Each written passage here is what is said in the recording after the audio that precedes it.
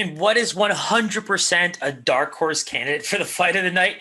We have Kai Kamaka against TJ Brown.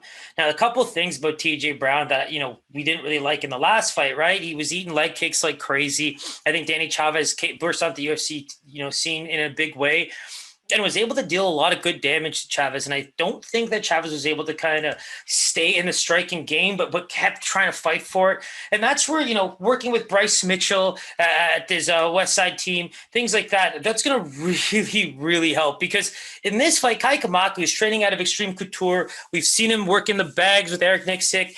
I mean, come on. We know that this man is going to come in and bang. Let's look at the JSP fight. For me, that was if that wasn't one of the better fights of 2020, Tom Kelly and Kai Kamaka might be one of my favorite fights, if not my favorite fight of 2020. So underrated. And, even going back and looking at some of those highlights, these guys were banging.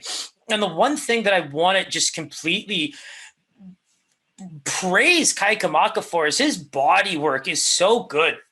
He throws good jab to the body. He's got great body kicks. I think that he can work up those legs in this upcoming fight. That's where, if I'm JT Brown, and I know the kind of fighter that Kamaka is, Kamaka's got good wrestling. I think that he's going to be able to defend a lot of that type of game. But at the same time, I can't help but feel it's just a smarter move to maybe look towards taking the takedown, get the top position, really beat down on him. If you look at the way JSP found success towards the end of the first round against Kai, he really picked up from there in the second and then even started winning a lot of the striking battles. Why I felt like Kai Kamaka was getting a bit tired. The cool thing that I want to say is, I've seen recent pictures of Kai Kamaka. He's been, modeling the Venom shorts and stuff like that. And he looks a lot leaner. I want to say that he looks really good for the division at the way he's looking right now.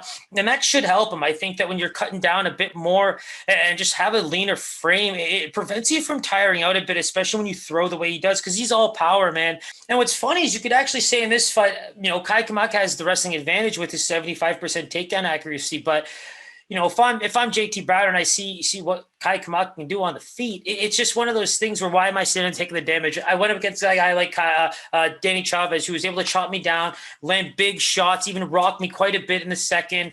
I think that's where, as a fighter, you have to just be smart about getting that W. You can be exciting and you can want to get some bonuses, but, a win still works a lot better in the long run.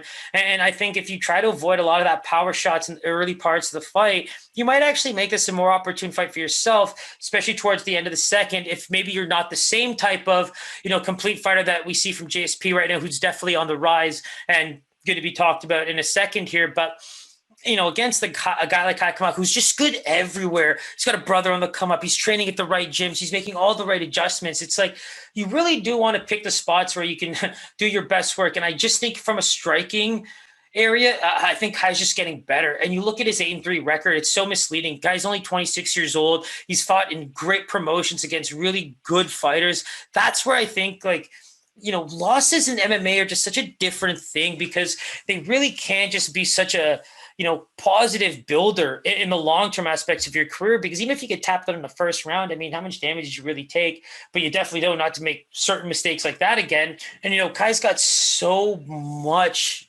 versatility on the feet. I just talked about his work in the body.